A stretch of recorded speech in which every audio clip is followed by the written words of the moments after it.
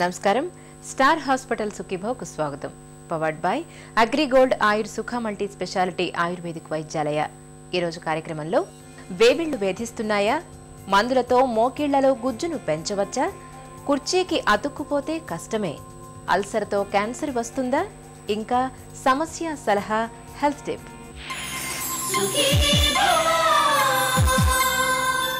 నెల తప్పేమన్న మాటే గాని కొంతమందిలో ఆ ఆనందం ఏ కోసానా కనిపించదు.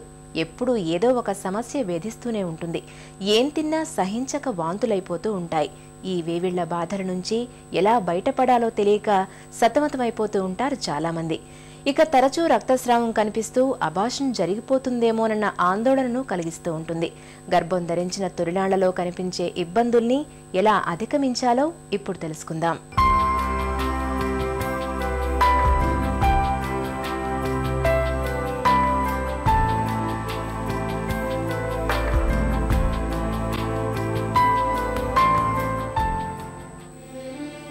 మాతృత్వం ఒక తీయని వరం, మధురానుభూతుల సమ్మిళితం. మొత్తంగా అమ్మదనం, నవమాసాల కమ్మదనం. పెళ్లైన ప్రతి స్త్రీ సాధ్యమైనంత త్వరగా తల్లి కావాలని ఆరాటపడుతుంది. మాతృత్వపు అనుభూతుల్ని ఆస్వాదించాలని కోరుకుంటుంది. ఇక ఇంట్లో వాళ్లు కూడా వారసుల కోసం ఎప్పుడెప్పుడా అని ఎదురుచూస్తూ ఉంటారు. ఇంట్లో కోడలో కూతురో నెల తప్పిందంటే ఇక ఇంటిల్లిపాది సంబరాల్లో మునిగిపోతారు. మరి నెల తప్పగానే అంతా అయిపోయిందా అంటే ఎంతమాత్రం కాదు.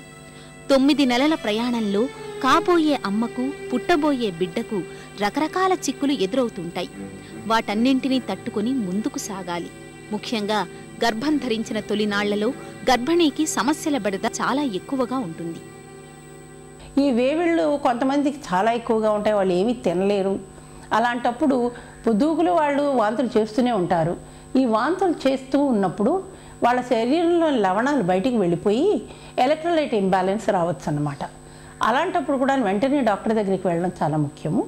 ఎందుకంటేను ఈ వాంతులు మలాంచి లవణాలు బయటికి వెళ్ళిపోవడం మలాంచి కీటోఎసిడోసిస్ అని ఒక పరిస్థితి రావచ్చు.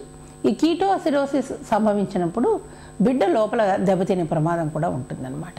గర్భిణీ స్త్రీలు సమతుల ఆహారం తీసుకునేది చాలా అవసరం. వాంతులు చాలా ఎక్కువగా ఉన్నాయనుకోండి, వాళ్ళు సరిగా తినలేకపోవచ్చు. అలాంటప్పుడు ఎలాంటి ఆహారం తీసుకోవాలన్నది డాక్టర్లు వాళ్ళకి చెప్తారు. అంతేకాకుండా సమతుల ఆహారం అంటే ఏంటి, ఆకుకూరలు కాయగూరలు ఎక్కువగా తీసుకోవాలి, పండ్లు ఎక్కువగా తీసుకోవాలి, నీళ్ళు ఎక్కువగా తాగాలి. ఇవన్నీ కూడా డాక్టర్ల సలహా మేరకు వాళ్ళు చేయాల్సి ఉంటుందన్నమాట. వేవిళ్ళు గర్భిణీల్లో చాలా మందికి ఈ బెడద చాలా ఎక్కువగా ఉంటుంది. తొలిసారి గర్భం ధరించిన వాళ్లలో వేవిళ్ల బాధలు మరీ ఎక్కువగా ఉంటాయి. ఏం తిన్నా ఇట్టే వాంతి అయిపోతూ ఉంటుంది. ద్రవాహారాలు తీసుకున్నా సహించదు. దీంతో ఏదైనా తినాలంటేనే భయపడిపోతుంటారు. ఇలాంటప్పుడు పోషకాహారలేమి మూలంగా నీరసించి బరువు తగ్గే ప్రమాదం ఉంటుంది. కాబట్టి వేవిళ్ల బాధలు ఉన్నప్పటికీ వేళకు తప్పనిసరిగా తినడాన్ని మానకూడదు.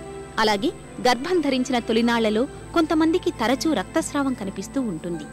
ఇలాంటప్పుడు వెంటనే డాక్టర్ని సంప్రదించి తగిన వైద్య సహాయం పొందాలి. ఒకటి, గర్భిణీ స్త్రీలందరూ గమనించాలి, గర్భం వచ్చిన తర్వాత ఎట్టి పరిస్థితుల్లోనూ బ్లీడింగ్ కాకూడదు. గర్భిణీ సమయంలో కాకూడదు, కాన్పప్పుడు కాకూడదు, కాన్పు అయిన తర్వాత కూడా కాకూడదు.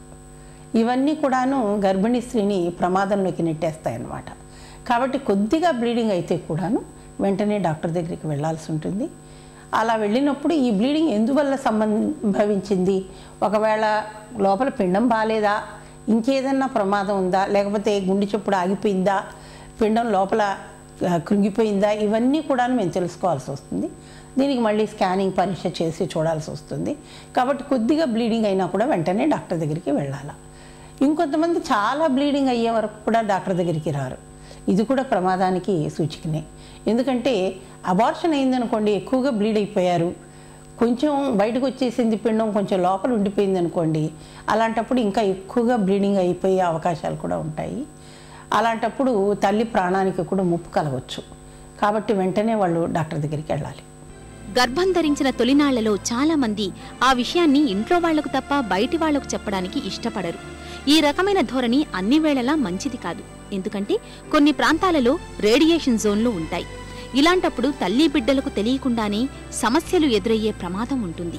ముఖ్యంగా ఎక్స్రేలు, సిటీ స్కాన్ల వంటి డయాగ్నోస్టిక్ టెస్టులు చేయించుకుంటున్నప్పుడు తప్పనిసరిగా గర్భం ధరించిన విషయాన్ని అక్కడి నిపుణులకు చెప్పాలి.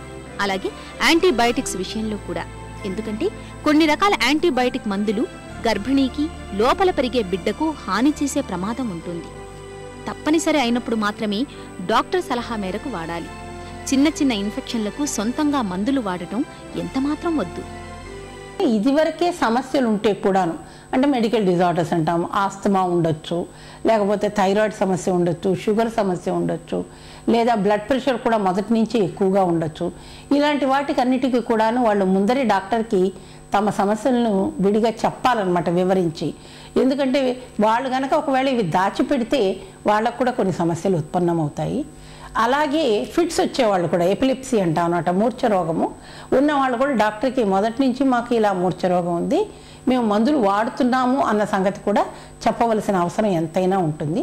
ఎందుకంటే ఈ వాడే మందుల మూలాంచి కొన్నిసార్లు బిడ్డలో అవకరాలు వచ్చే అవసరం అది కూడా ఉంటుంది. కాబట్టి అలాంటి వాళ్ళకి అలా రాకుండా ఏం చేయాలి, ఫోలిక్ యాసిడ్ ప్రొఫిలాక్సిస్ అని ఇస్తాము. వాళ్ళు గర్భం రాకముందు నుంచే డాక్టర్ దగ్గర సంప్రదిస్తే చాలా మంచిది. ఎందుకంటే మొదటి నుంచే మేము పెరీ కన్సెప్షనల్ ప్రొఫిలాక్సిస్ అంటారు దీన్ని, అది మొదలు పెడతామన్నమాట.